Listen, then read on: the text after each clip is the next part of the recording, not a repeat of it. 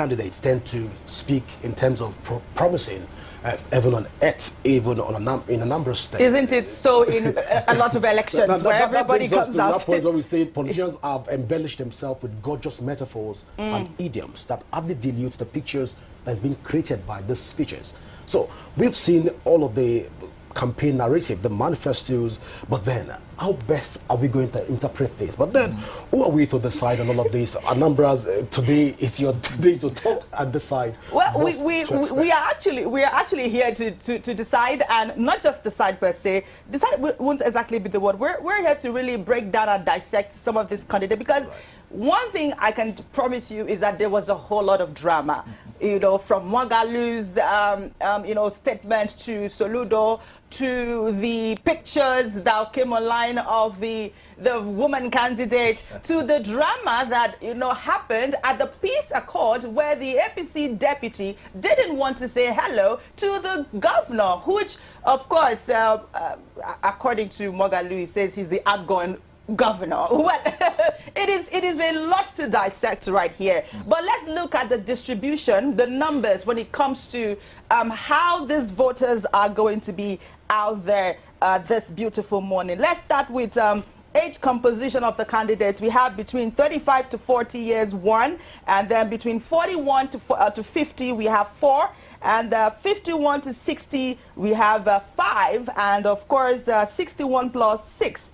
Now, another thing that you should also know is the fact that majority of these candidates are between a certain age. Now, you cannot take away the fact that the youth composition form a larger part, which now brings us to the part where we say young people are getting more aware, they are getting more involved when it comes to politics and deciding who is going to lead them. We've seen that play at the national level, and we're also seeing that play at the state level, which gives me so much joy. It gladdens my heart, to know that young people are taking keen interest, especially in the East, not only in the North. We only say that, okay, oh, young people in the North are, but now we're seeing that play out even in the East as well, that young people are coming out.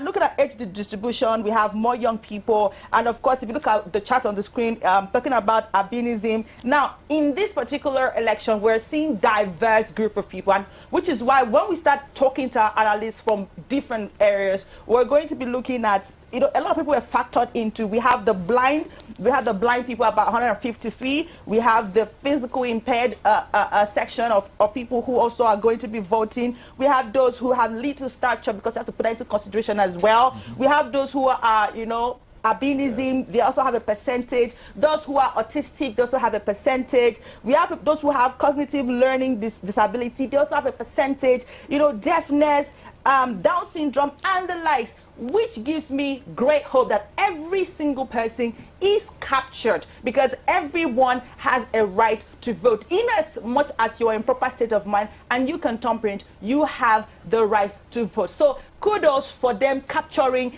every single one. I think in one of the press statements that was 2 days back, they were talking about the fact that one day we're looking forward to having a time where a person living with disability will not only just be given an appointment, but would also have the position to run for something and get that position. I think that we're getting towards a more diverse society. So I am happy with the fact that all of this category of people, they are all humans, are captured in the entire process. That's right. All right, but Cynthia, until we begin to talk about also incorporating Anambrians in the diaspora into all of this, because all of the statistics we saw play out, we didn't see Anambrians that largely in diaspora. The economy of Anambra State largely depends on import and export, because it's a commercial state. Yeah. So one would have expected at this point in time that to test Professor Joash Abupiton's ability, there should have been some form of engagement with Anambrians in the diaspora to see how they can incorporate them into the voting system. Again, at what point do we begin to subsidize for people with disability in order to get funds to contest for positions? Because you agree with me that a lot of persons with disabilities might not be able to pick a form within some of about 50 million, 25 million, and the rest of them. At what point do we now get to that point to say, as a country, as a state, as a local government, even taking it back to the grassroots, at what point can we now say, let's subsidize for these persons?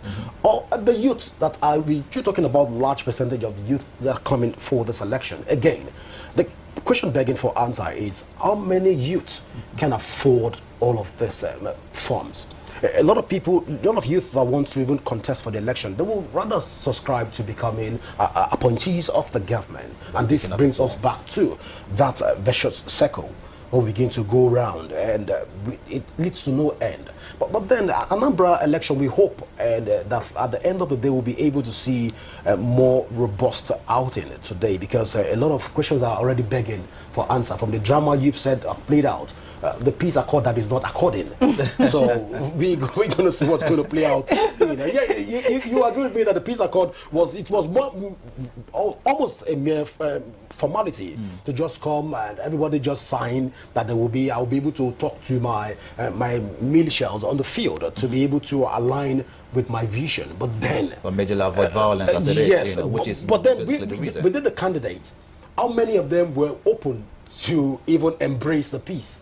But the thing, one thing I always believe that when it comes to elections, right, I do not have to be your sugar bunny honey cupcake, right? But by the time I win, or by the time you lose, we could be sugar honey bunny cupcake. So it's competition. It's a competition. I mean, it happens in all fairs. It's a competition. And so, yeah, but I think that the fact that all of these people come together to even sign, we have seen a situation whereby candidates don't even come to sign because they feel like it is not necessary.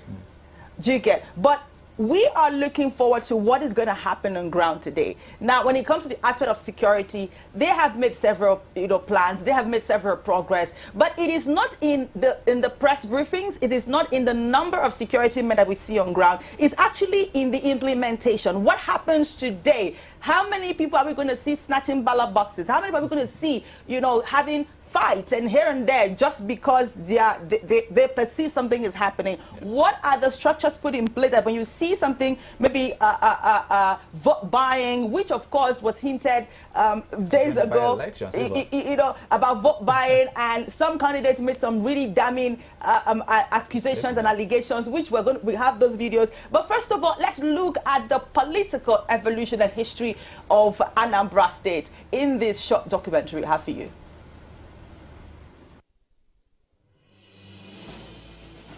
Anambra State, heart of Nigeria's southeast, a land of enterprise, culture and resilience, but its political journey from military rule to modern democracy tells a larger story about Nigeria itself.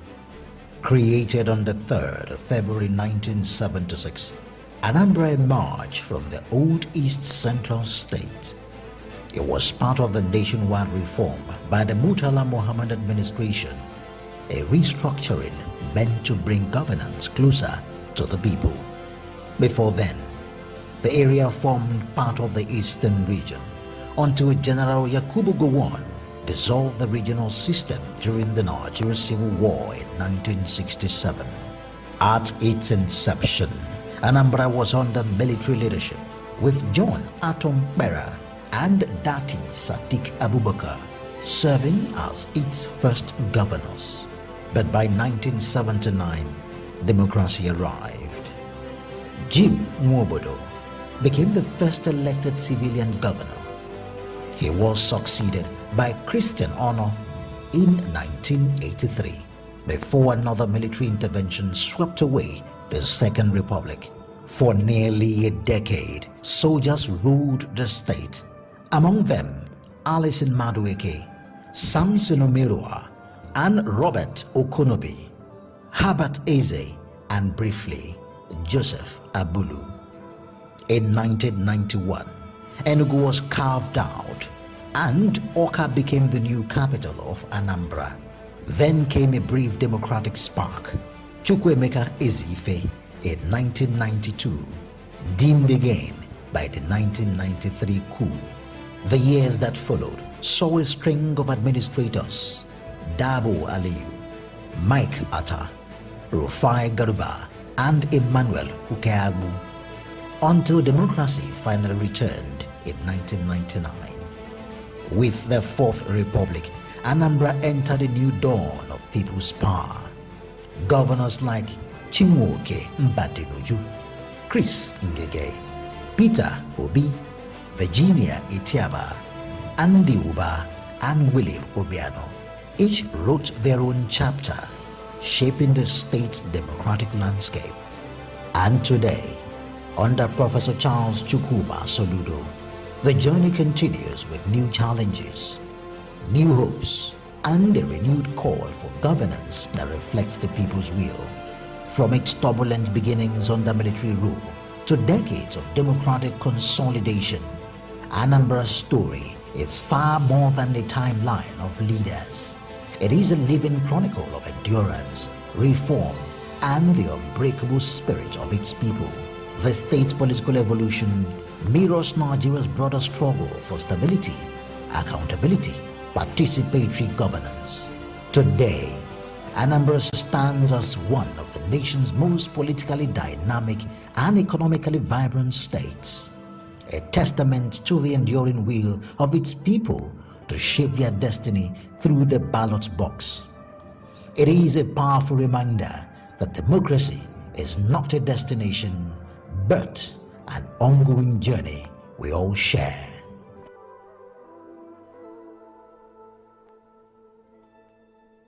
It's decision time in Anambra State. This Saturday, November 8th, 2025, the people will troop to the polls to elect their next governor, and Rapid TV will be right at the heart of it all. From Onitsha to Nnewi, Agwata to Oka, our team of seasoned reporters will be in the field, bringing you accurate, verified, and up-to-the-minute report as voting progresses across the 21 local government areas of the state. Back in the studio, our anchors will lead in-depth conversations and expert analysis featuring political analysts, civil society leaders, observers, and party representatives, breaking down the numbers, the trends, and the voices shaping Anambra's political future. Stay tuned as we follow the process from poll opening to results collation, giving you comprehensive coverage, real-time updates, and authentic voices from the people. This Saturday, don't just hear the news, experience democracy in action with Rapid TV.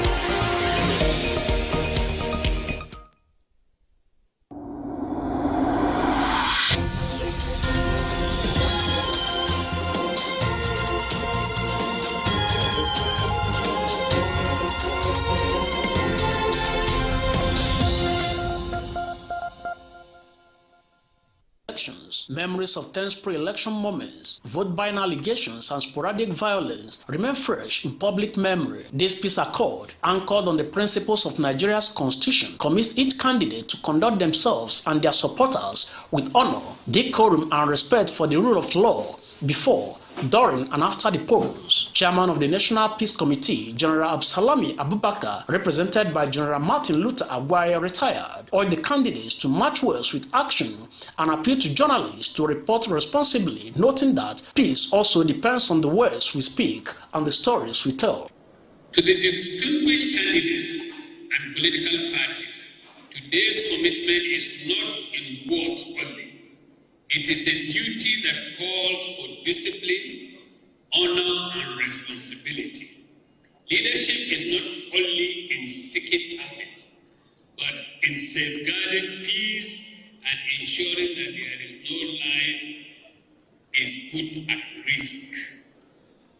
When we honor these principles, we protect not only the values, but the peace and stability of our society. In his goodwill message, INEC Chairman Professor Joash Amopiton reaffirmed the Commission's readiness to deliver a credible election, announcing that over 2.8 million voters have been cleared to participate. By signing the peace accord, we are not only affirming our dedication to non-violence and mutual respect among all stakeholders, but we are also sending a strong message to our citizens that democracy thrives when peace prevails. The Commission has approved the final register of 2,802,790 eligible voters for Anambra State governorship election, scheduled for Saturday, 8th November To facilitate maximum participation, we extended the collation of permanent voters' cards, PVC, until yesterday. On his part, the Inspector General of Police, Kayode Egbetokun, represented by DIG Benjamin Okoro, revealed that security agencies are fully mobilized and will act with diplomacy but firmness to safeguard both lives and votes on election day. Hence, the Nigerian Police Force has developed an integrated, intelligence-driven operational plan designed to prevent infractions, neutralize threats, and secure the election process from the beginning to the end of the process. Speaking on behalf of the candidates, Governor Charles Soludo urged INEC to use Anambra poll to restore public confidence in Nigeria's electoral process. Also, IPAC Chairman Uchenna Ogwoji called for synergy among all stakeholders to guarantee a peaceful election. We are ready.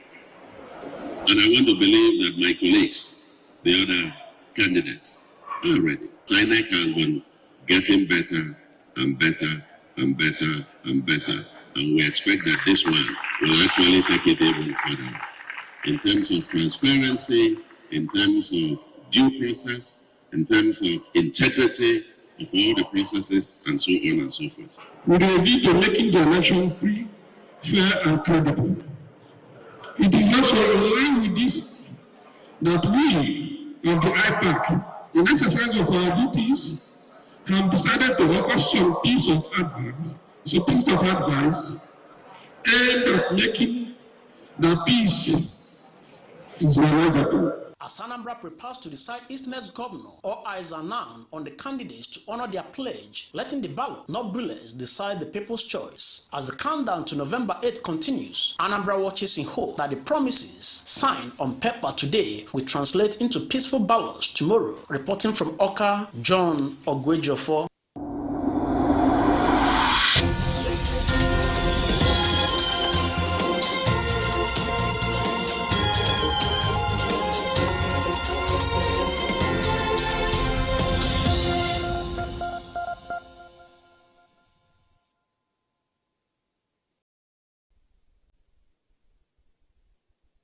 At the peace accord, as reported by our reporter John. Now, what you were not told is the fact that there was drama right there at the peace accord, which of course was what we're talking about before we went on the break. The aspect of, do these guys really honor what they sign, or is just whatever grievances I have towards you stays, and whatever I don't have towards you also stays? Now, this is the deputy, you know, for the candidate of the APC. Now, you could see clearly that, now I do not want to interpret things, but it was very clear that she didn't say hello to the governor. And even when, you know, the man, actually, you know how we women could be sometimes. And what does that make for you? Is it a matter of whatever I have in my mind stays? I am not going to shift just because we are in some room that is called peace accord signing, and whatever I have towards the governor is going to remain. If he has offended me, if I feel displeased about his person, that remains. I am not going to be cordial. I am not going to pretend. Now, some people said that it wasn't exactly what happened, but looking at everything, what do you make of it? Well, Cynthia, you can tell from looking at the video itself. Of course, a lot of people have said that it's not what it seems.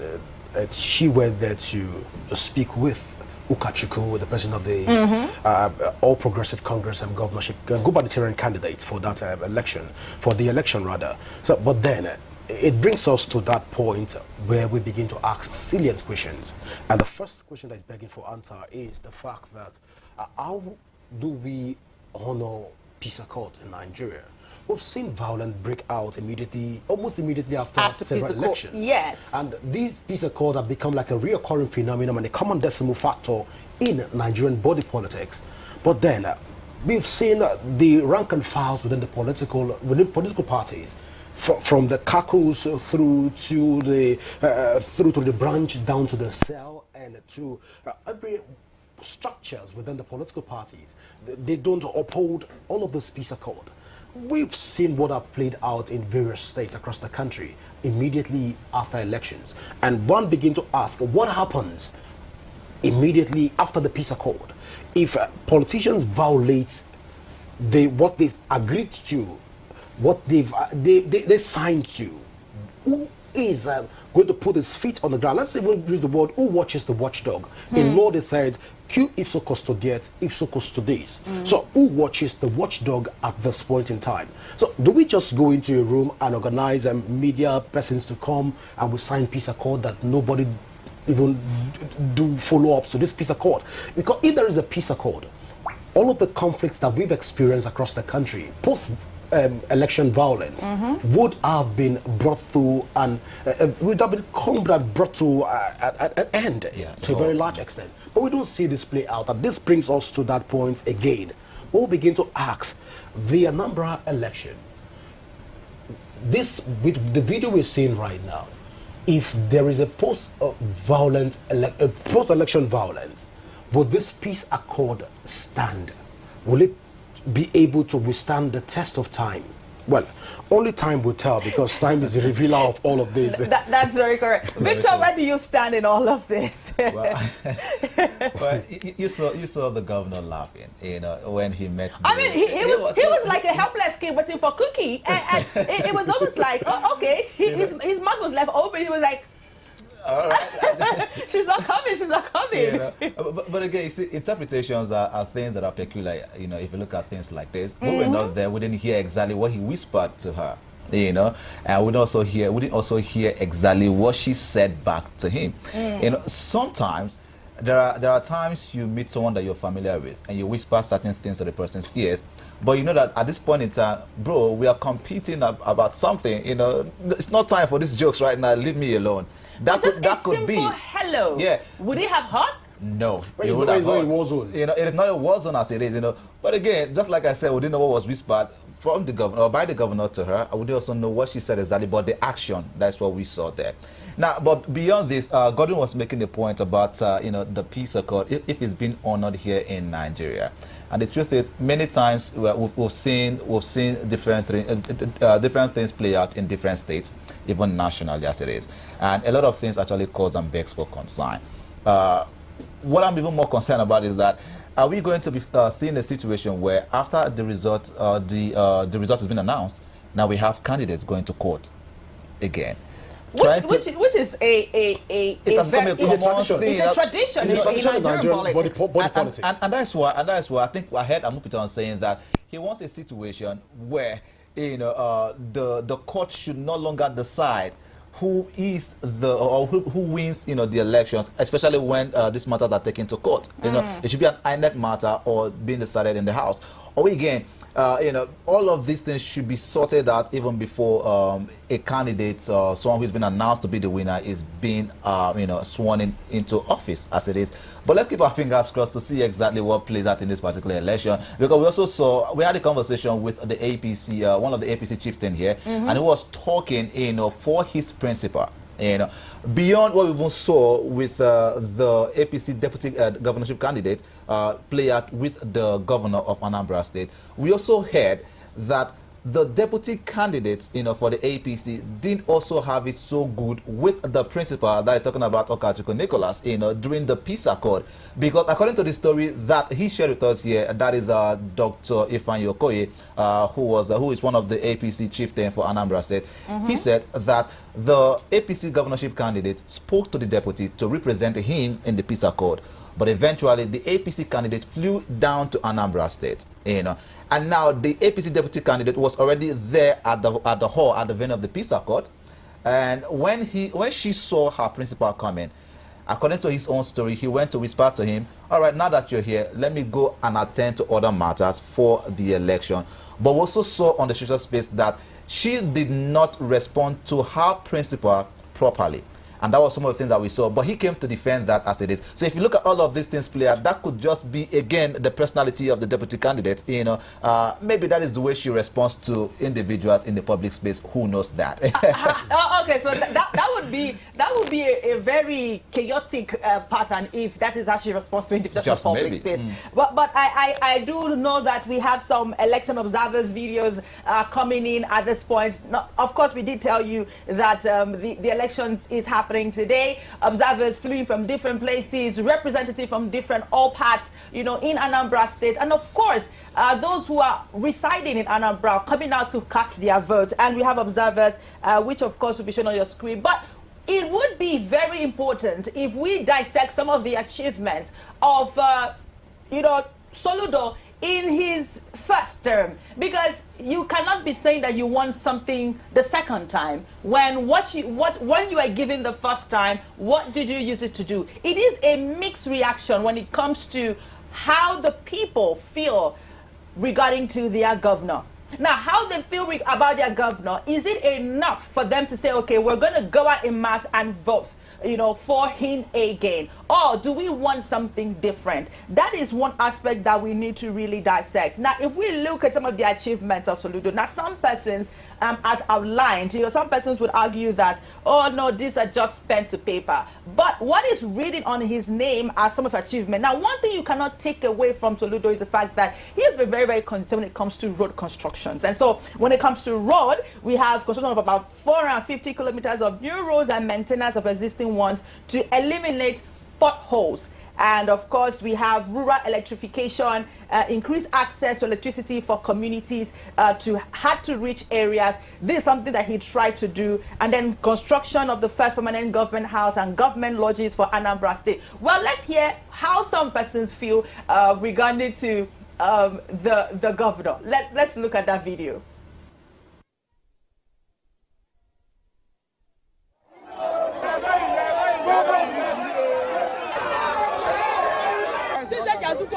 Mmiri adịghị na koko betu soro udo bịara tinye mmiri onye ọbụla bịa agbara mmiri sọba wa ahụ.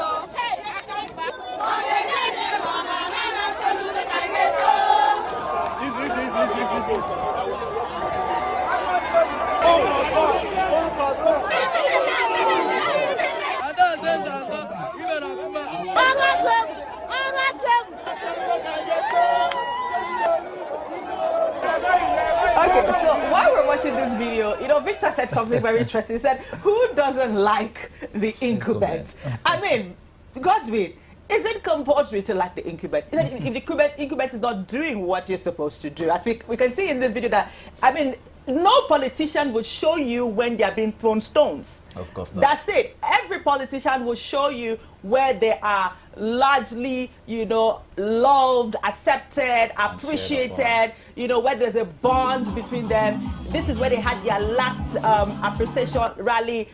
No politician would want to show you where they are being thrown stone or spat at. But is this a true test that he is really loved and they are going to come out to give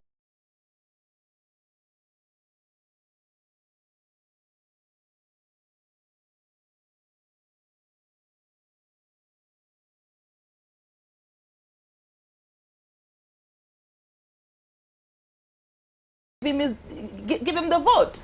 Well, Cynthia, I'll agree with you that no politician will come out to tell us show us where the stones were being thrown at them.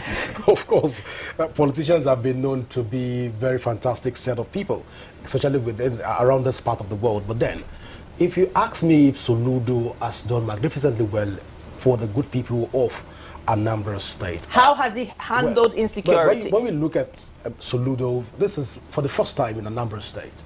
We are seeing the people coming out to donate money for an incumbent to run his campaign. For the first time, we're seeing an incumbent not using his money to run for second term. The people are coming out to donate.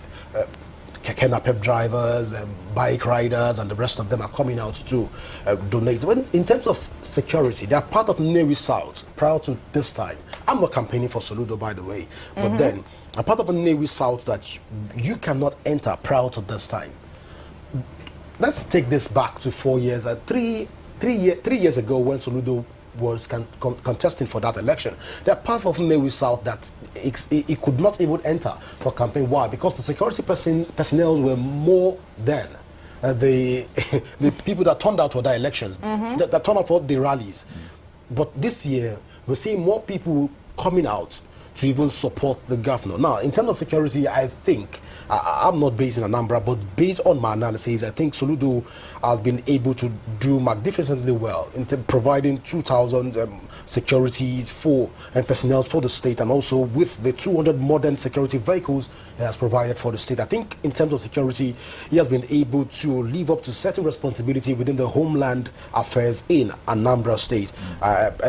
Although they said some of the Agunda Chamber, what they call their names, they've not been able to withstand the test of time. Udogachi and the rest of them. So, but then we've seen them abuse power. But then, when it talks about security, we've seen Soludo speak volume. But then another part also said, Cynthia, in terms of the government house, which you call the lighthouse, that it is called, Soludo brought in Tinubu to come be a Jangolova for the state. That's what not, so for a lot of people, again, on the other side of the divide, said that's not what the state needs at this point in time.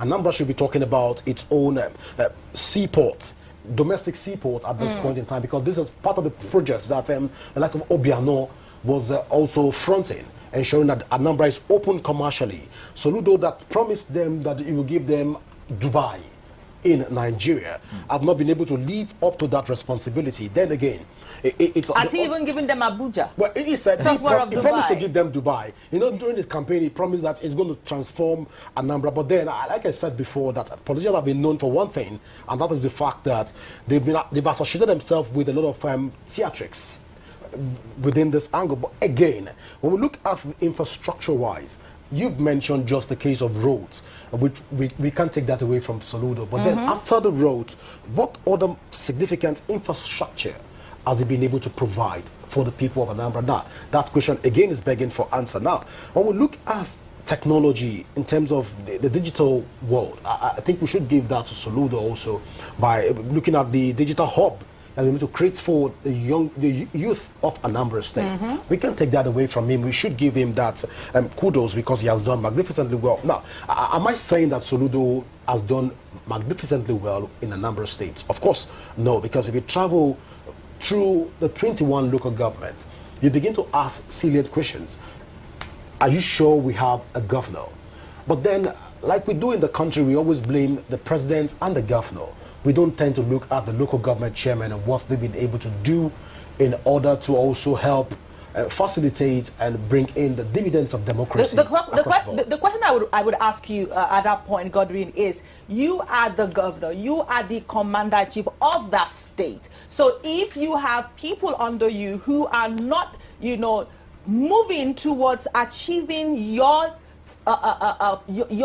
goals, isn't it your duty and responsibility to put them in check? Now, you have the power to remove and fix. You have the power to say, no, this person is not achieving our aim for these, for these 4 years. This person is not enabling us to drive our goals. Then you should not be in this position. Or was the governor? Because it almost looked like at some point. Now, I am not here to market or demarket anyone. But the thing is, it got to a point that some person speculated that probably Soludo lost focus and started involving himself and making statements that didn't put him into good light. Now, don't forget, this is a man who has, I wouldn't use the word suffered, I would say enjoyed many controversies. He has, we have to use the word enjoyed,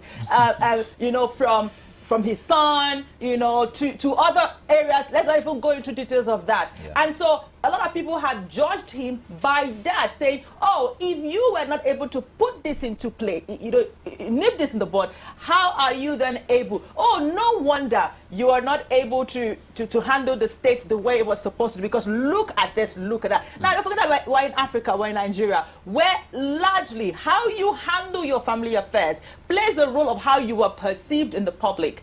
Right, and this thing happens not just for women, even men as well. So if you have something happening around you, people will judge you and say, okay, you are not able to do this. How then can you do this? Now we've seen that play out a lot of times, and he also suffered that, or rather enjoyed that whole controversy. Not to forget those the video of him coming out to say, insinuating vote buying. I will use the word insinuating vote buying. All right, Cynthia, let me come in. Let me come in quickly. So if a man is so sure of the things that he has done, so let me clarify that particular issue about vote buying. I think we have that video. It wasn't trying to induce. He said he spoke it in Igbo. He now interpreted it in English. I'm not a Soludo spokesperson. I'm not a fan of Soludo. But then I watched the video. I followed through on that campaign, where he said that whichever word gives him the highest vote, he's going to reward them. What is that? Hold on. No. What is that called? No, Godwin. What is that called? He said, hold on. What is that called? Let me submit. He said he's going to reward them after the election. What is that? No. I think Victor. No. See, If I tell you, there are interpretations to these things. Now, when we give interpretation to this thing, we look at the purposive interpretation and also the differential interpretations to these things. Okay. Now, looking at it critically, he said, I'm not giving you any money till after the election, so it won't look as though I'm trying to induce you. Godwin, you are making it for worse. this election. So this is it. So it's clear. It is clear. So what do you call inducement? No. You are inciting. Okay. Now this is it. Somebody says, He said, give me this, and I will give you this after I win. If you give me now, what he did is he rewarded a few words.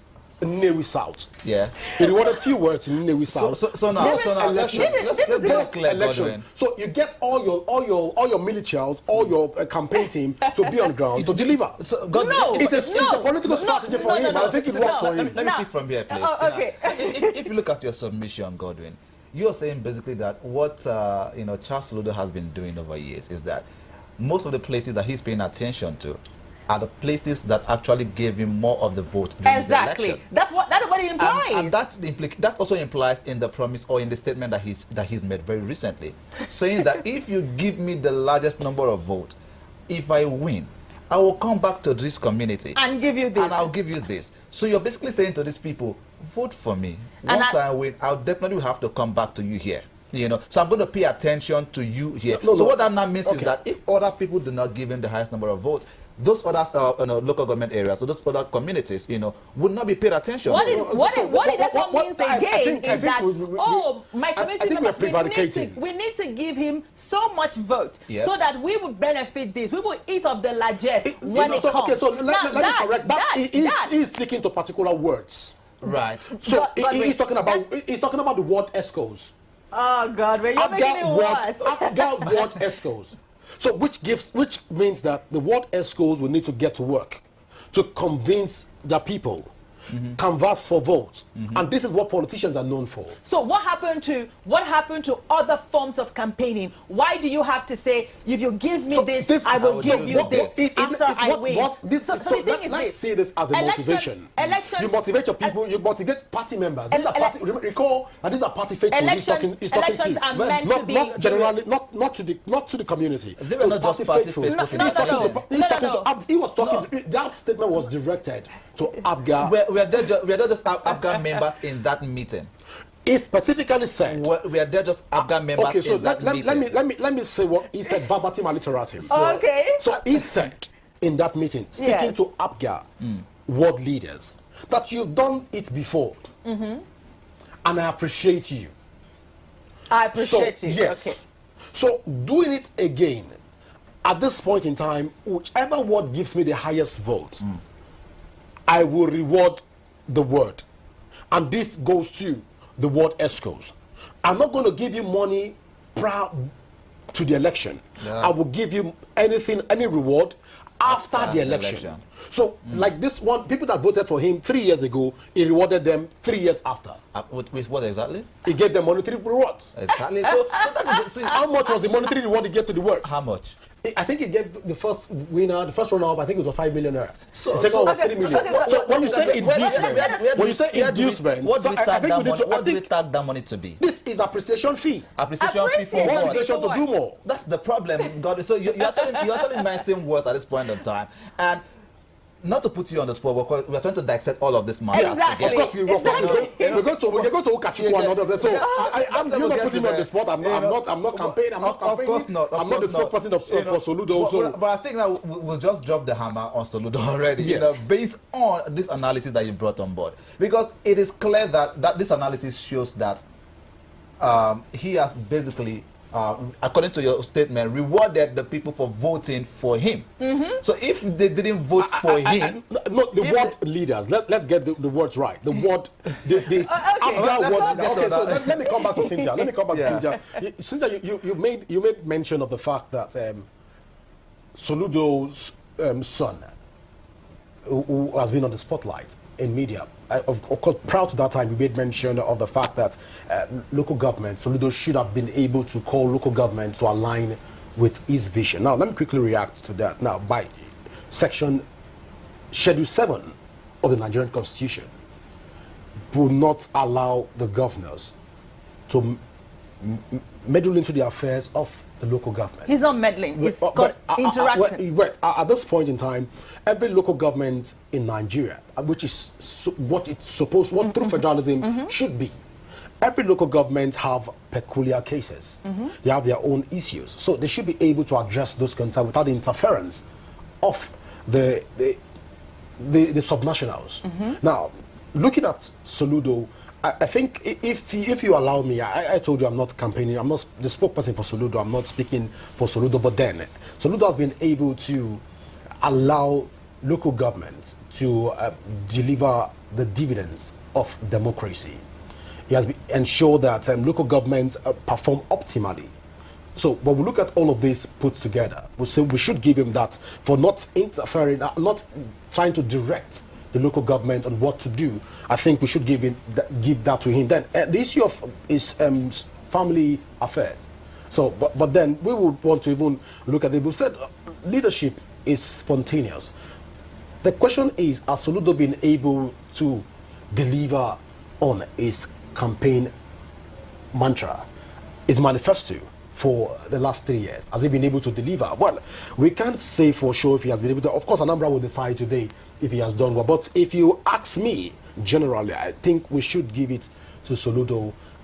Should give him a thumbs up in terms of his deliverables within Anambra State. Now, since you not agree with me, but then you can't take away the fact that Soludo has been very prudent with the state fund. For the first time in Anambra State, for the last 3 years, we've not seen Anambra State borrow to finance its projects. So I think for that prudent deed by Soludo, we hope that if it doesn't emerge as the state governor, we hope that whoever is going to emerge as the state governor will be able to follow suit and learn what he got right and follow suit and ensure that Anambra State live more prudently in that regard. Do you also recall that he was one of the persons that opposed the local government autonomy? Yeah. You know, and we've had that conversation over times that local government in every state should have the autonomy. The court had made that order.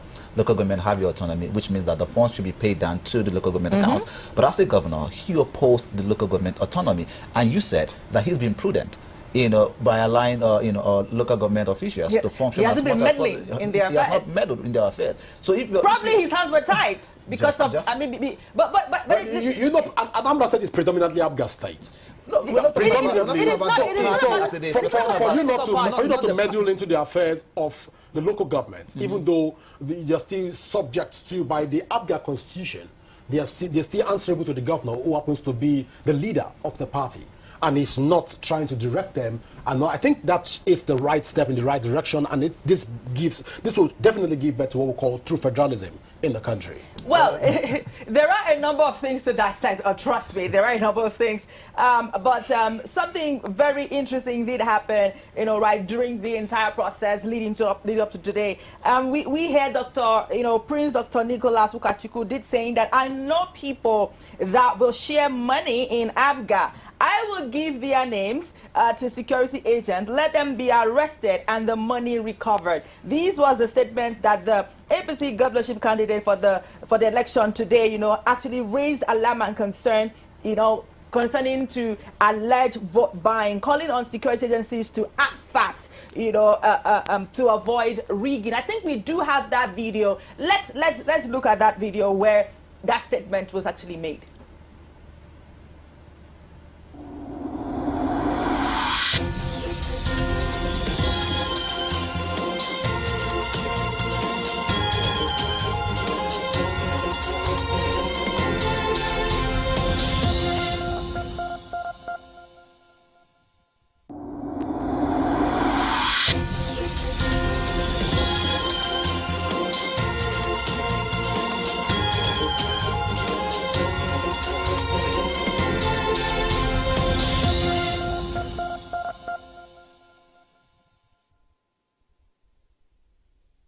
It's decision time in Anambra State. This Saturday, November 8th, 2025, the people will troop to the polls to elect their next governor, and Rapid TV will be right at the heart of it all. From Onitsha to Nnewi, Agwata to Oka, our team of seasoned reporters will be in the field, bringing you accurate, verified, and up-to-the-minute report as voting progresses across the 21 local government areas of the state. Back in the studio, our anchors will lead in-depth conversations and expert analysis featuring political analysts, civil society leaders, observers, and party representatives, breaking down the numbers, the trends, and the voices shaping Anambra's political future. Stay tuned as we follow the process from poll opening to results collation, giving you comprehensive coverage, real-time updates, and authentic voices from the people. This Saturday, don't just hear the news, experience democracy in action with Rapid TV.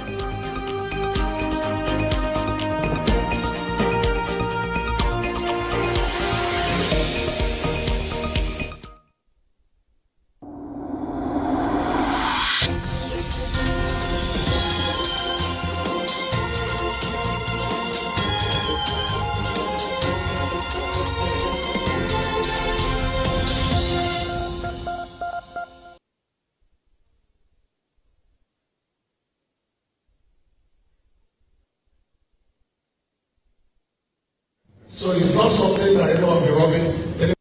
You can't wait until there's a problem, you try to contend with it. I know people that will share money for Africa or any other part. So it's not something that anyone will be robbing, telling people story and speaking English like Prof. Aladdin says. It's something we must start from the way it has not grown to a tree. And Mr. Chairman, the best way to start is security agencies. We'll give you names of those that will share money for them. Go and do and carry the money.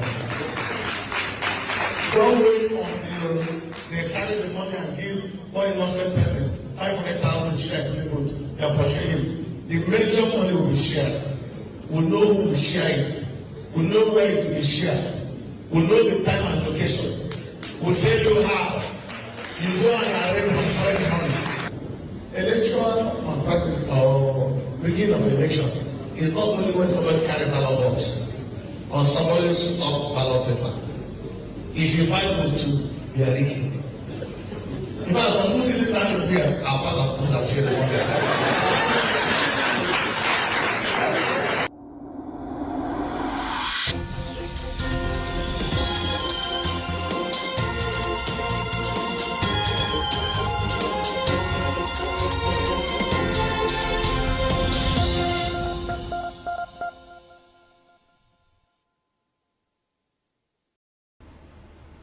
All right, so that's it there, talking about how he's going to give this. I am really looking forward to see that, oh, these were names given, you know, for people, potential vote buying, incentives. I don't want to name names right now, but the thing is, it's a very direct process. For in every election in Nigeria, we've always had that situation where it's okay, some persons are planning. In fact, we saw that happen even at the national level, where you say, okay, oh, so monies was allocated for specifically for elections, and we had the stories flying around every corner because people have to protect their interests. Now, huge amount of money is spent during the elections, and so it's only know that people keep spending to the end to make sure that they return to power so they can reimburse themselves. Now, this has always begged for answer. Why are our elections so expensive? Because of how expensive our elections are, people want to win at all costs so that they can make their money back. Of course. It is now looking like a trade scheme. And I really do have a problem with that. You know, you mentioned this vote buying thing. In the by-election in Anambra State, there were allegations that, you know, there was vote buying in Anambra State. As a matter of fact, figures were named. We heard that 30,000 naira was paid, you know, individually to those, you know, were given to people to, you know, as a means of buying their votes. A number of people spoke about it. In fact, we had a conversation during the by-election season where we had someone in Anambra State tell us specifically that there was vote buying in the street of Anambra State during the by-election. Look at the incentives we have in our political offices as well. When you win a political office, you become, for instance, being the governor, you become in charge of the state resources. You become in charge of everything that happens with the state. However, you have you know, people that works with you that you still might need their signatures for a few things, but the governor becomes the #1 citizen of the state, which is to say that people will always listen to the things that he say and does the things that he say in regards like this. Now look at the amount of money that is being spent on picking up the forms. Earlier on, Godwin was trying to make a submission. Young people who are interested in political offices cannot even get to those political offices because they don't have the resources to, first of all, buy the, you know, to buy the party form to even contest for the election. Now, those that are already picked up that particular that picked up the form, now they are contesting for the elections. Now we are saying that elections are expensive, but individuals are still putting some more monies on the street, spending all of these monies more for individuals that are there in the street. After the elections, you have spent money. You want to recover what you have lost, you know, and therefore you begin to do certain things, maybe certain projects. We see infrastructural projects going on, and many times we've seen that many of the projects that have been done by governors, not just in Anambra State, but governors around the 36 states of the Federation, are substandard projects. And there are allegations that many of these governors have a thing or two to do with the contractors, which one way or the other, they begin to get their funds or their resources back. These are allegations that we see on the social space going on here and there.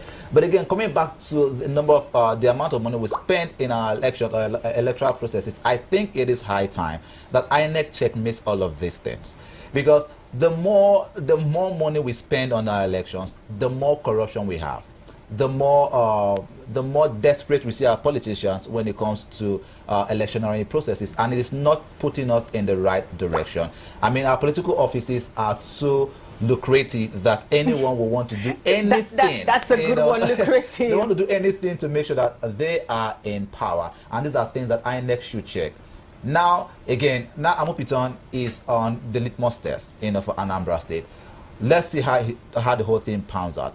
Now let's look at it, you know, also now travel down to 2027, because everything that happens in Anambra State shows us the capabilities or the capacity of the new INEC chairman. Again, the whole thing still begins and stops at his table. He's the one in charge of all of this. But let's keep our fingers crossed to see definitely what plays out here, you know, for Anambra election.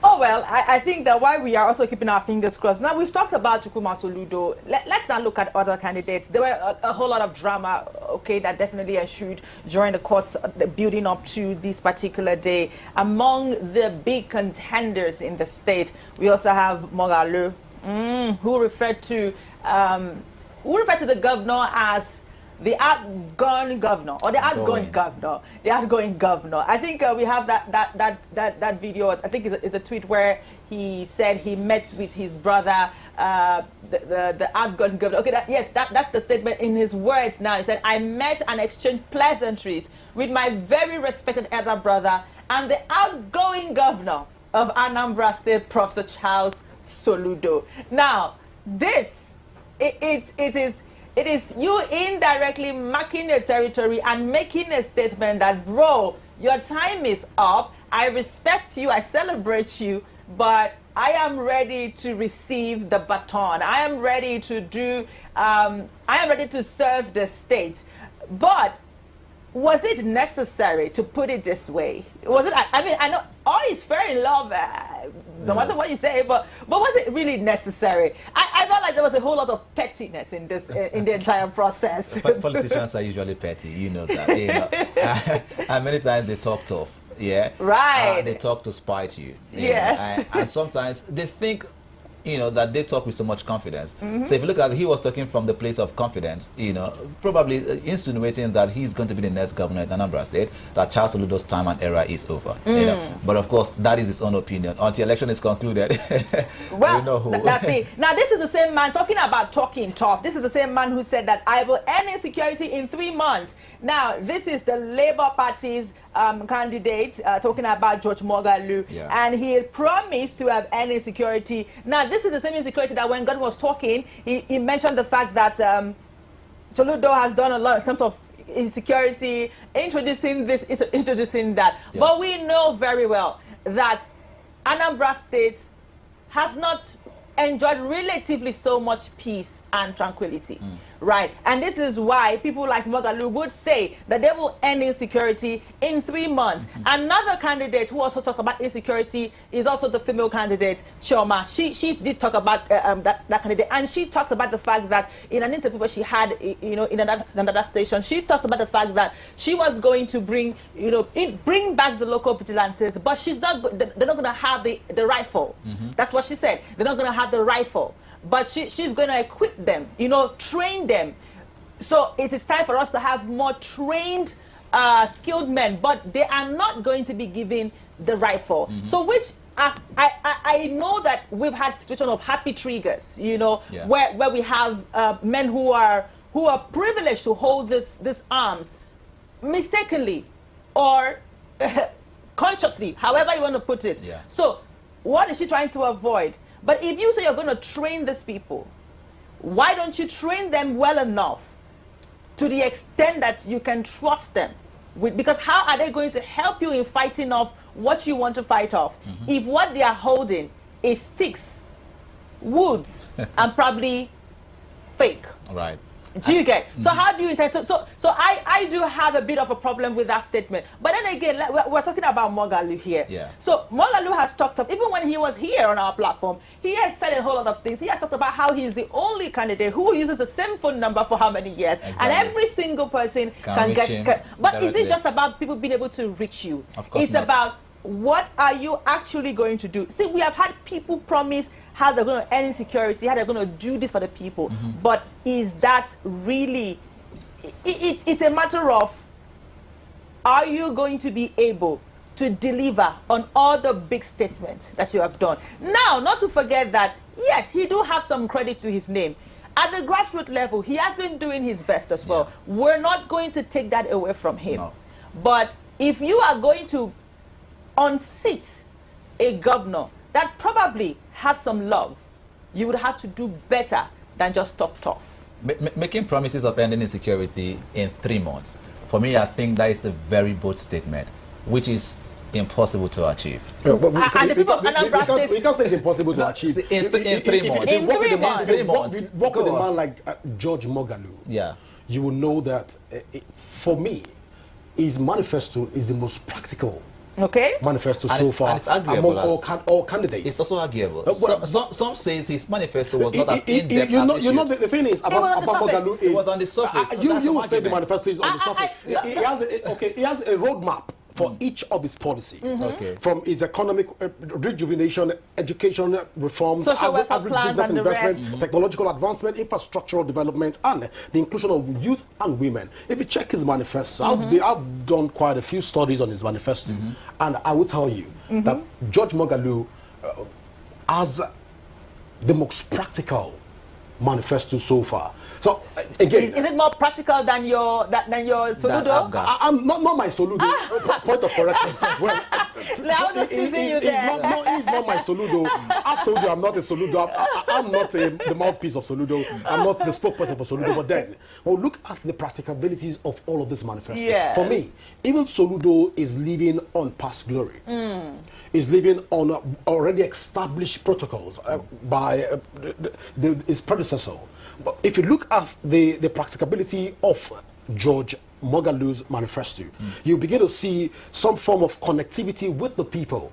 He is in touch with grassroots, with the grassroots. He understands what the average Anambarian is going through. The Anambra, like they call them, the Anambra is going through. He understands. For me, I feel the connectivity. Now, to a very large extent, again, I think because this is coming from the Labour Party, which has to do with Mama, Papa, Pikin, that symbol. So when you look at all of this, is manifesto is tilting towards that path of connectivity, and it speaks tough, like Peter Obi will always do. So I think he's letting fast from the likes of the question that I have to ask is, now he really did carry Peter Obi on the train, while he was. Does Peter Obi still have the glory enough to shine on Moghalu to enable him win the election? Well, for that, I can't authoritatively say that Peter Obi still have the glory, but then Peter Obi is who Peter Obi is. Whenever he speaks, he commands attention. But we can't take that away from him. There was I don't know if we have that video, but there was a video where it was a very funny video, where Peter Obi did talk about the fact that he's no longer playing in the lower division, because he referred to the state election as the lower division. I don't know if we have that video ready for you, but let's see if we have that video ready for. But where he sat down, to have that interview, and he talked about the fact that he's no longer playing at the lower division. It was the way he put it, Yeah. It cracked me up when I listened to it, and I was like, man, you have got to have some words. Yeah. Now, Soludo would not like this. Immediately I heard this word, I said, Soludo would not like this. Are you saying that the whole governor is playing lower division? Mr. Peter Obi, is that what you're saying? that might not just go to Soludo alone now, because saying the lower division, he might be talking to all of the governorship aspirants at this point in time. But we're talking about George Moghalu, right? When we had him here, he kept talking about the fact that, yes, he's going to fly on the wings of Peter Obi's influence, for the governorship election and his campaign as it is. But of course, I think let's see the video. Let's see the video. Audio, please. Me, this is, you don't see me, another campaign calling people name. That's not me. And I'm not in that ballot, so I'm not competing with anybody. I'm looking at 2027. That's where I belong. So for me, this is a competition or a league, if I can say a division. I'm not involved. If you take it in terms of competition, I can say this is maybe a Division 1 league. They should have been allowed to play it in their own terms, at their own level. I'm involved in a higher league, the Premier League of it. And I want to play it in my own terms.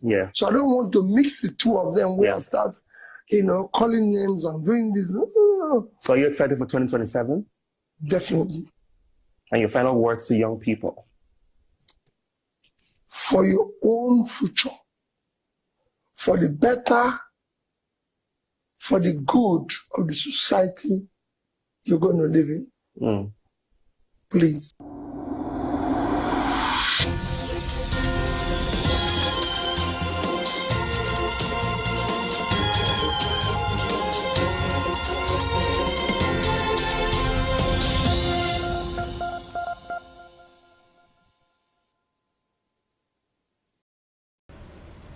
So he had that one-on-one right there, and I'm sure that you can't help but just hold the laughter when you have to hear something like that. But thank God that me watching from the other side, I couldn't hold my laugh. I just had to bust out. Yes, we agree. He's playing with the big boys, right? But putting it that way, no, he said Champions League. He's playing the Champions League. He's playing the Champions League. Who doesn't want to play in the Champions League?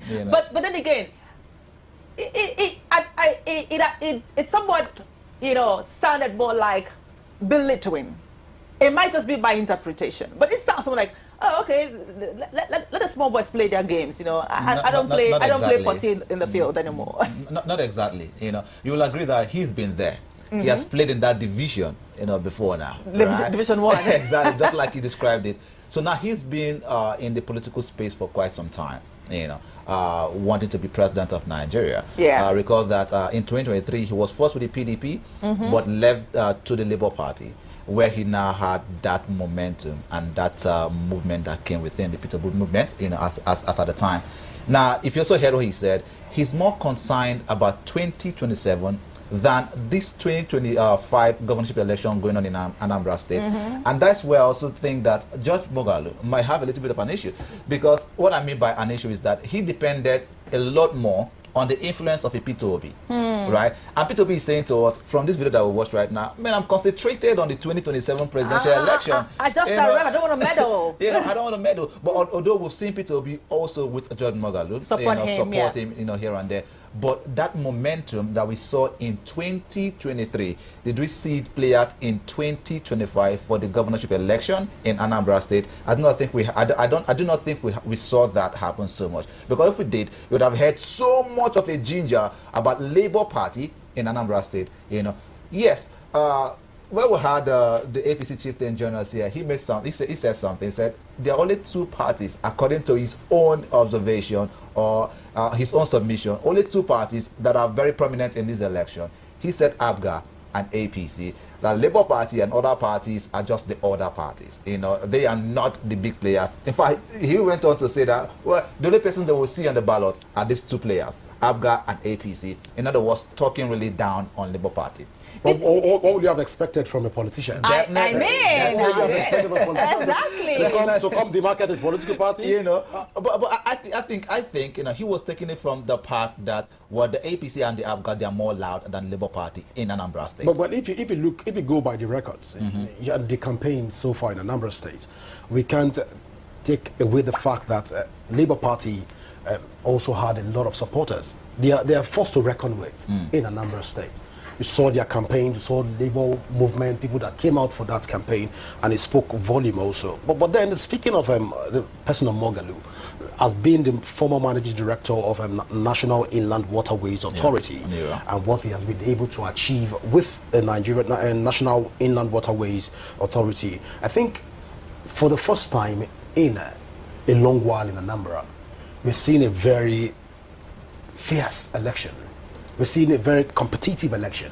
We're seeing an election that is the candidate has something to be concerned with. This is an election you're not seeing just anybody coming out to contest. You're seeing when you hear the names of people that are coming out for the election, you go through their data, the biodata, and you'll be amazed. Like, okay, these people are based in Anambra or where? So for the first time, I was going through the candidates, going through their biodata, and I was like, okay, Soludo has something coming. So it's not, if you win this election, even as an incumbent, you know that you got value for your money. Are you also referring to the candidate, is it from the AA party or so, who referred to himself as the NIGGA? Well, I won't want to call the word. I mean, in an interview, he said, yeah, I'm the. Okay, I don't want to use that word. But it at some point it was looking like, man, are you really sure that you are here for this election, or you just wanted to register your presence? There's some candidates that you're like, did you come to the room to join us for the party, or you're going to see if the party is going to hold? So it looks as though he just came to observe to see if the event is happening, and then he goes up, because I think he was the same person who was asked a question regarding to baby factories and that was the APC. Yeah. I mean, how do you even respond to a question like that? Being asked about baby factories, and then you say you are the I think that's your best friend, so you have better answers. You have better answers to that. But the thing is, while we're still talking about candidates and we've received information that we have some observers videos, let's share some of the videos with you to see what is happening in Anambra State this beautiful morning. And of course, as time goes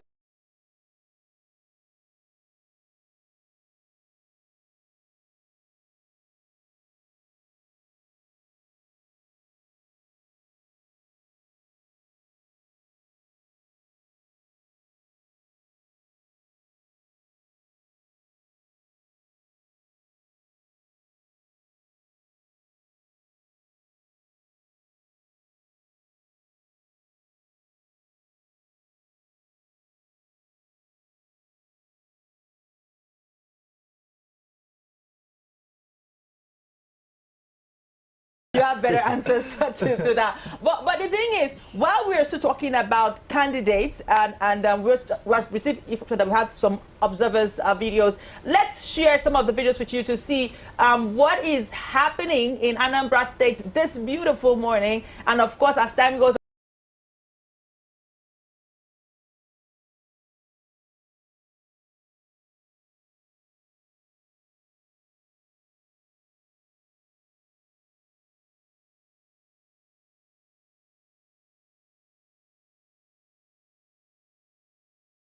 participation for citizens with disabilities. TAF Africa's observation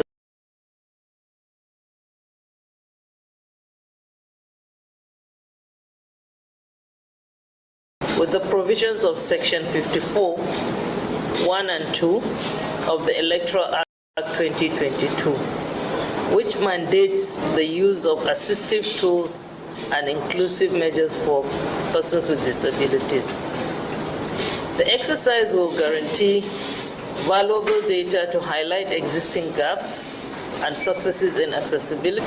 Firm belief that inclusive elections are stronger, fairer, and more credible, because no democracy can truly thrive when over 30 million citizens with disabilities remain on the margins of political life. TAF Africa's Observation Methodology and Deployment Plan.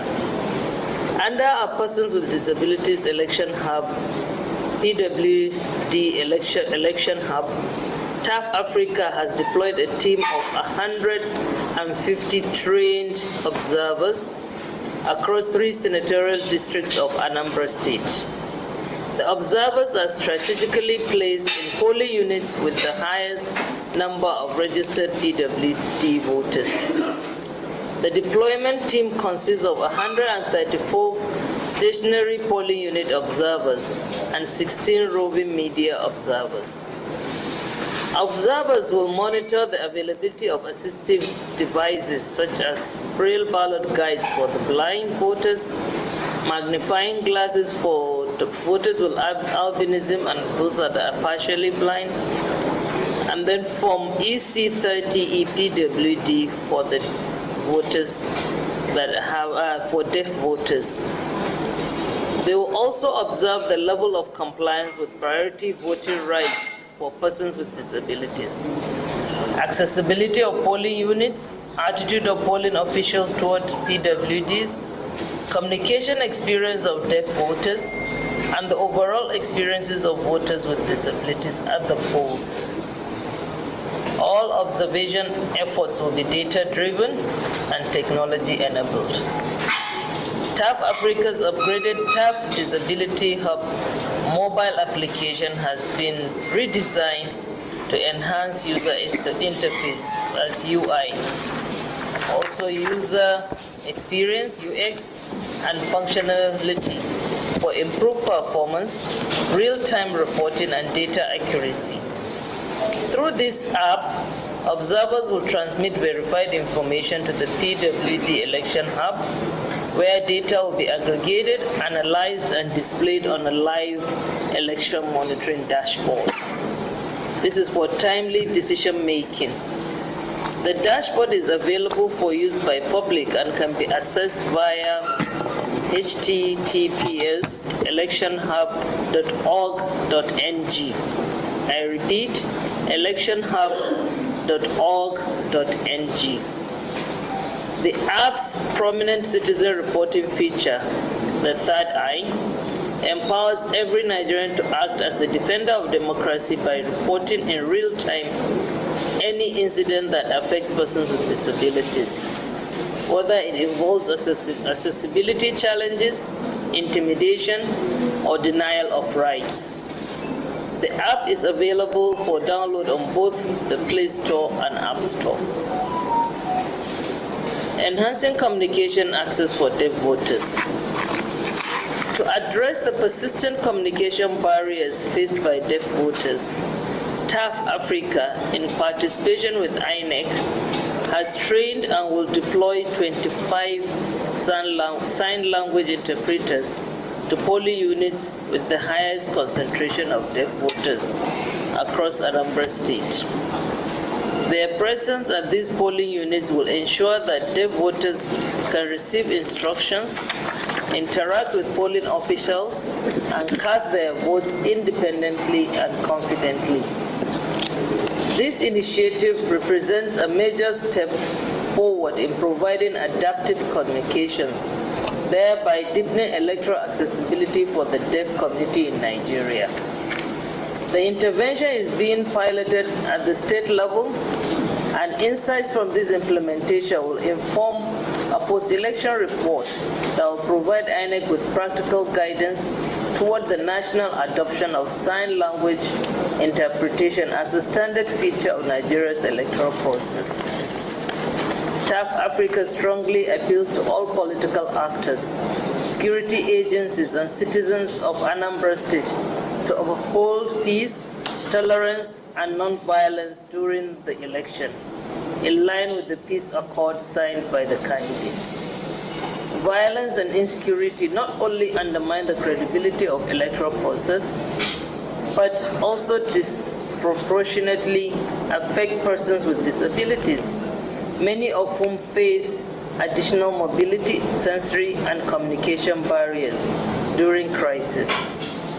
We urge communities, traditional institutions, political parties, and voters to prioritize peace and inclusivity. A calm and orderly election day will guarantee that every voter, especially those with disabilities, can safely and freely exercise their right to vote.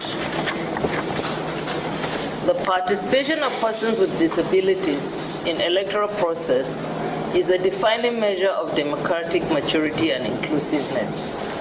Through the PWD Election Hub, TAF Africa continues to champion an inclusive democracy, one that guarantees persons with disabilities the opportunity to participate fully, freely, and with dignity in choosing their leaders. All TAF Africa's interventions for the 2025 Anambra State Governorship election, including the PWD Election Hub, the Third Eye, the development of the deployment of sign language interpreters, are made possible with funding support from the European Union through its European Union Support to Democratic Governance in Nigeria, EU SDGN 2 program. Thank you all for listening. The overall framework of the work on disability inclusion that the EU SDGN project has been doing.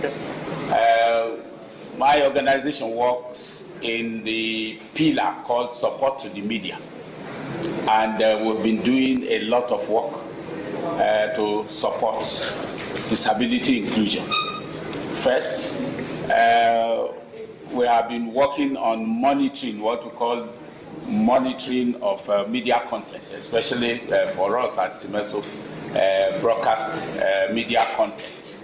And our colleagues at IPC have also been working on monitoring of content of print and online media. And one of the things that we have seen, which indeed goes to make an engagement like this very, very important, is the fact that for a long time, the media has not prioritized attention to the coverage of issues of persons with disability, meaning that disability inclusion in the work of our colleagues, has not been as quality as it should be. So this is an opportunity, for us, to raise our game, to ensure, that we give better or improved coverage to issues of disability inclusion. We have produced material, we have resource materials. One of them is called Media Guidelines for Disability Inclusive Reportage of Elections in Nigeria. And one of the things we will find there will be terminologies for disability inclusion and what to do, during the electoral process for journalists. All of these are available for you, and we will follow up with this activity to make them available again so that better work can be done on the field. We are very proud of what we're doing, and we look forward to better work during this election. I think the previous speakers have talked about what we're going for. So I want to spend my few minutes to talk about what we are doing and this election that is different. So all the partners are part of this election observation hall. And this hall is focused on 5 key issues in this election. And the first one relates to the integrity of the process. And the second is resource verification. The third relates to inclusivity, and that's the press conference that we just had here talking about persons living with disability. And we also have the women as well as the gender participation, and then also disinformation. There are 7 organizations who are part of this election call, and North Africa is one of those organizations focused on this. And to say that for us as partners, we are interested in the inclusivity of this election, as was just mentioned by some of the partners. But there are also 3 tests that we are looking forward to in this election. The first one is the efficiency test, because Anambra is known to be a state where there's recurrent logistical challenges. Polling units don't open early, but INEC has assured that those polling units will be open, so we're really looking forward to INEC breaking the jinx that the polling units open early. The second one, relates to impartiality test, and that yes, you have security situations across some local governments. Often, persons living with disability, women, are always at the receiving end, and there's a great need for security agencies to provide security for whether INEC officials, but also persons living with disability. And the last test is the integrity test that relates to the BVAS being used for accreditation, because the law is clear: no BVAS, no accreditation, and to prevent against any bypass of the BVAS, but also how the results will be managed. And in all of this, we are watching how this election will be conducted and hoping that beyond the integrity test, it also passes the inclusivity test. And so we are enjoying you as we go out tomorrow. Please be on the lookout how INEC officials respond to persons living with disability. But I think we need to congratulate Staff Africa for this innovation. Working closely with INEC, deploying sign language interpreters, is the first time this is happening within our own electoral jurisdiction. And so we congratulate Staff Africa, and we hope that this can be scaled to the subsequent elections holding next year and the 2027 elections. Thank you. Thank you. Okay, when you call for a race and people are not willing, not so many people are out to compete, I thought you would ask question, why? One, we talk about incumbency. We also want you to imagine the increasing cost of participating in election in Nigeria today. And that also dovetails to affect who can participate. If you don't have money, and we say youths and no participation, that means the youth, the women, the people living with disability fall within this category of people that don't have the resources to participate. That is it. Men of the press, most of the questions that came after this press release borders on security. I want to give you just a back memory. By this time, 4 years ago, we couldn't gather like this. We are gathering in Anambra State elections. And tension was so high that life was at risk. And there were a lot of factors that actually gendered that condition. There was a lot of threat from non-state actors particularly. And we all know that what happened at that time. It took the civil society to begin to canvass for people to actually, even observers to begin to think that the election will go and so on. I want to give credit to the civil society situation room 4 years ago for actually mobilizing the people to actually come out. Just like we went out within 48 hours to do a lot of campaign to bring people to actually think that the election will happen. But again, like we said in the press, this pre-election press release, from going around and so on, yesterday I was out very much late in the night, and I discovered that everywhere seems to be very calm, and security situation and tension seems to be positive, talking about comparatively from 4 years ago. And this is why we are saying that we are very hopeful that they will continue even tomorrow and maybe post-elections. Again, let me say this. People are asking, why did the police deploy over thousands of policemen to come to this place? I will hit it on three main factors. One is the citizens' perspective and citizens' behavior when it comes to elections.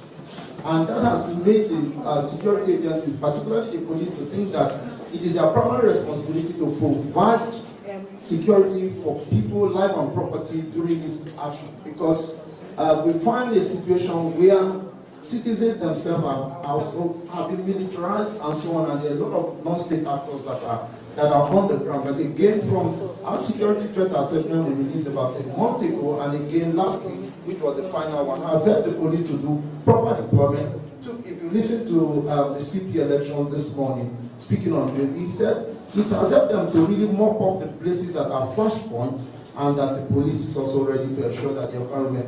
Again, for us who are monitoring the police and the security agencies, I've asked you to go out there to ensure that the police also respect the human rights of the people. And again, we want to very be positive that the people will come out to vote. Again, we want to also underscore that it is a civil action. It is something that the people have the right to vote or not to vote. Again, we have, I think, my colleague on the right, who is a civil society organization coordinating here in Anambra, we tell you how prepared the people are, the civil society, the work they have done. But again, the overall is that we hope that tomorrow, and we trust that tomorrow is going to be a better security environment for us to exercise our franchise and civil.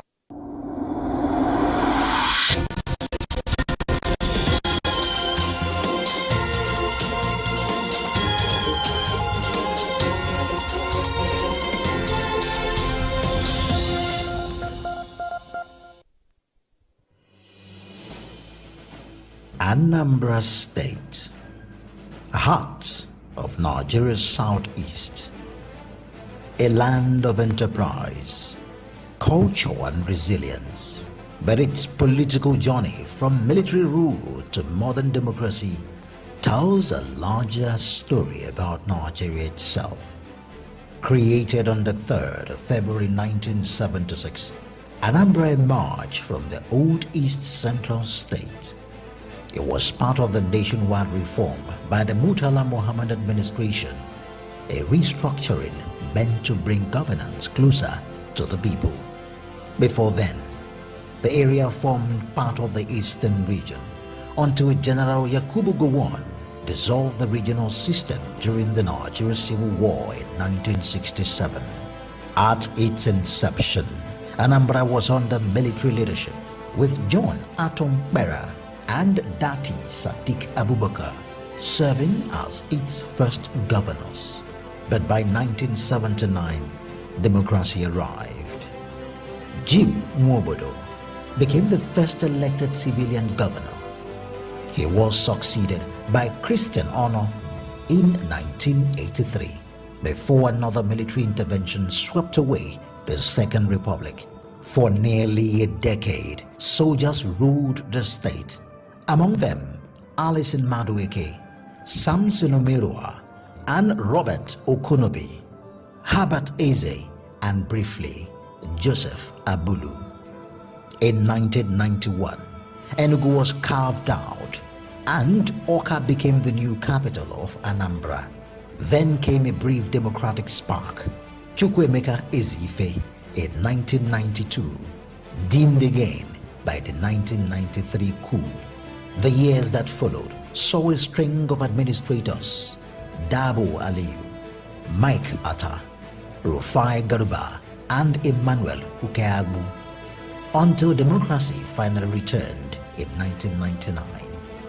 With the Fourth Republic, Anambra entered a new dawn of people's power. Governors like Chinwoke Mbadinuju, Chris Ngege, Peter Obi, Virginia Etiaba, Andy Uba, and Willie Obiano each wrote their own chapter, shaping the state's democratic landscape. And today, under Professor Charles Chukwuma Soludo, the journey continues with new challenges, new hopes, and a renewed call for governance that reflects the people's will. From its turbulent beginnings under military rule to decades of democratic consolidation, Anambra's story is far more than a timeline of leaders. It is a living chronicle of endurance, reform, and the unbreakable spirit of its people. The state's political evolution mirrors Nigeria's broader struggle for stability, accountability, participatory governance. Today, Anambra stands as one of the nation's most politically dynamic and economically vibrant states, a testament to the enduring will of its people to shape their destiny through the ballot box. It is a powerful reminder that democracy is not a destination, but an ongoing journey we all share.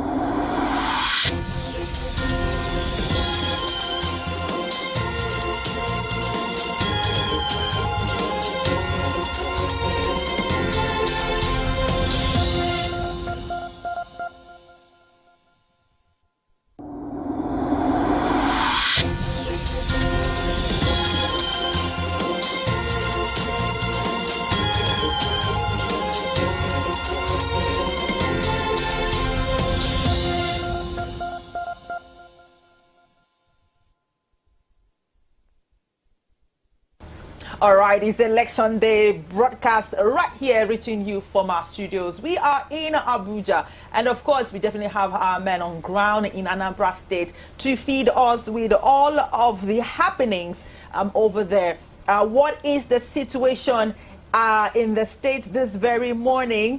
Have the materials gotten to the different areas just as we were promised, or are we beginning to see some little pockets of chaos happening in different places? These are some of the things that we also like to know while we're also here giving you analysis. Don't forget that from 10, we're going to be having different guests on this set to talk about the elections, what they expect as time goes on. And of course, towards the evening, we'll also have our different analysts to talk about their view of the election process so far. What is the score that's going to be given to Mupiton? I don't want to be in his shoes right now. I feel really bad because I feel like the pressure, it's not about my feelings now. It's clear the pressure is going to be on him to deliver. Just as Victor said, if you cannot deliver this election, if there is as little as any problem, beavers not working, one of the things I'm looking forward to is to not hear that beavers were not working, because I know how much we spent when it comes to the beavers. And so the last thing any of us want to hear right now is that beavers were not working, and so they had to go the manual way. Right. The question will now be, when will the beavers ever work? Well, before we went on that break, before we came back, you saw the different videos of all the observers, sharing their thoughts. One of the things they look out for, you heard from the Yaga representative talking about the 5 major key things that they are looking forward to in the election. You also heard that of the disability rep talking about, this is what they want to see. The question I want to ask is, what are the measures put in place? Now, at the beginning, you recall that we talked about how we have a large number of people living with disability, registered, and are going to come out to cast their vote. My question is, I want to even know, which by the time we connect, to our reporters, is the fact that what are the measures to make sure that these people living with disability are actually safe, because the environment that can be suitable for a person who has both legs, both hands, and everything, you know, complete and moving very well, you cannot subject the same person who probably have one or two things not complete in him, wanting to come out to vote. You can't subject both of them to the same level, harshness of environment. Of course. And so if we want these people to have a free and fair process, just like everyday Nigerians, then we have to make sure that everything is on ground. The question now is, are these things on ground to aid the voting process of everyone involved? Now, I don't want to be the bearer of bad news by saying I don't think so. I'm not going to do that. But we're going to keep our fingers crossed when we begin to get the updates, the live updates from Anambra. I think at that point we'll be able to talk much regarding to what we're seeing on ground. But we're still analyzing the contestants. I mean, the candidate, we'll put it that way. We're still analyzing the candidate. We talked about the governor who also wants a second term. And then we talked about George Mogalu. Let's now talk about the drama of the APC. And once we're able to connect, we'll definitely let you know. Let's talk about the drama of the APC. Some factions believe that if we had Valentine Ozigbo, he would have been a strong contender in this election. Do you share the same sentiment? Go on. Let me even delve into that particular issue, because you know, Valentine, popularly known as Ozugbo. Well, a lot of people sharing that optimism that if he was handed over the ticket, as against the person of Ukachukwu Nicholas that was given the ticket. Of course, that back and forth went on for a while in court, and were able to find a lasting solution to it. But then,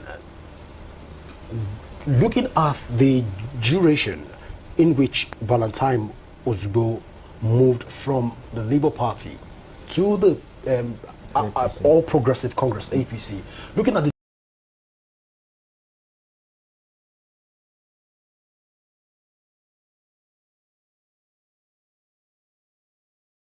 duration, it's for one would say that it wasn't something that was tenable to just hand over your party ticket to a person that just joined. At least he should be able to have learned the rudiments within the All Progressive Congress. Again, recall that Valentine have also been cross-carpeting from one party to another. So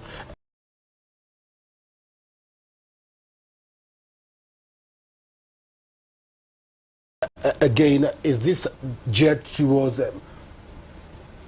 acquiring power, or just to romance around the polity of Anambra State? But we can't say for sure. But then, if he will be a better candidate against the person of Nicholas Ukachukwu, I wouldn't say that, because when you look at Nicholas Ukachukwu, I'm not his spokesperson, just for the record. I'm not Ukachukwu's spokesperson, but when you look at the records, Ukachukwu is a force to reckon with. Recall that Ukachukwu is, let me talk tall on this matter, because I told you I'm not a spokesperson, of course, since I would tag me to be Ukachukwu spokesperson. If you look at Ukachukwu by his record, he was the AMAC chairman. Yeah. He was also the House of Rep member for Buhari Area Council, and also the judge. Now, when you look at some of the things he did while serving as AMAC chairman, don't forget the fact that apart from this, he's also into a lot of things. He's into oil, into real estate, he's into this and that. So when you look at, but now, Ukachukwu as a person has been one person that has been a pro-Igboist. When it has to do, he single-handedly built the market and handed it over to Igbos. He is looking at Kubwa and some other extractions in. He attracted the Igbos to Abuja to come invest while he was here. Now, putting all this together, will Valentine be able to do better? I would say, going by Nicholas' antecedents, going by what he has been able to achieve for himself as an individual, going by his leadership strides, going by his qualities, going by what he has been able, the records he has been able to set. He has literally carved a niche for himself. I was telling somebody the other day that if Ukachukwu becomes the next governor of Anambra State, of course, Anambra State is in for a very big surprise, because he's one man that you cannot say, you can't hold Ukachukwu to this point. Ukachukwu is a man that is himself innovative. Ukachukwu can sit down here and want to recreate an entire space. He's thinking, as he's looking at Anambra, he's thinking of how to recreate the state. I'm not a spokesperson. I'm a bit concerned. I'm not a spokesperson. Victor, you will agree with me. I'm not a spokesperson. So you will agree. I think you're meant to be in politics. So Victor, you will agree with me. The level of passion that Godwin is talking about, all of these candidates, and it leaves me wondering, are you sure? You're not meant to be a politician, Godwin. That's why I started with the disclaimer that I'm not Ukachukwu's spokesperson. But since you've asked, I'm very passionate about the likes of he's going to make the same disclaimer when it comes to Chioma well, most definitely. But let me pick up from when you said yes. Valentine. At that time, the duration that he moved from... Valentine the time. Oh, the rhymes now, right? So the duration that he moved to the APC, that it was too short for him to have gotten the ticket for the APC. Let me do a comparison. Go back to 2023 a little bit. The time Peter Obi left PDP to Labour Party. Okay, so Peter Obi did not leave PDP to Labour. He was invited to the Labour Party. He was invited to come be their party flag bearer. No. Well, he was invited to the Labour Party. Also arguably, right? Now, he was first in the PDP. He was in the PDP. He lost in the primaries. No, they were back and forth in the PDP. Leave the English language, Victor. He lost in the primaries. He didn't want to run. He didn't want to run as a deputy. Win in the primaries. He lost in the primaries. That's the fact. He lost in the primaries. So when he lost the ticket. So when he lost the primaries, he was invited to the Labour Party. It's a different ball game between Nicholas Ukachukwu and Valentine.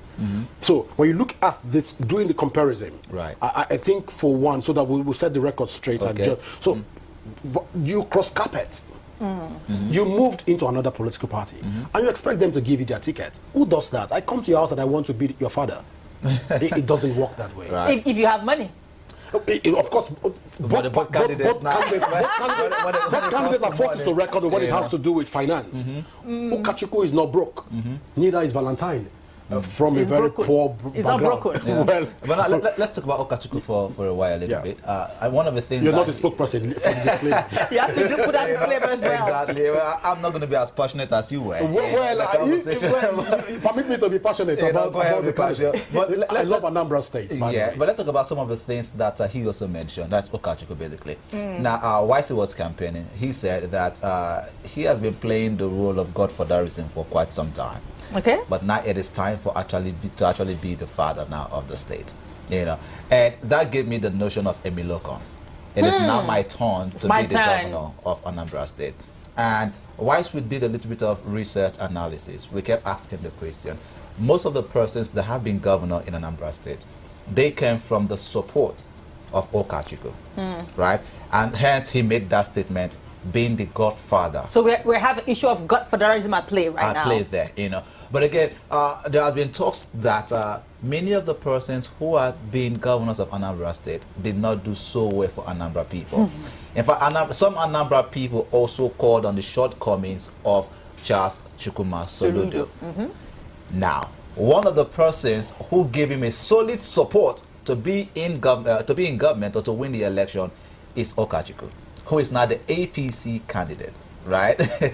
And so people are asking the question, if you are saying it is now my turn to come lead Anambra people, and you're saying that on the premise that some of the promises that Charles Chukwuma Soludo made, he did not fulfill those promises as it is.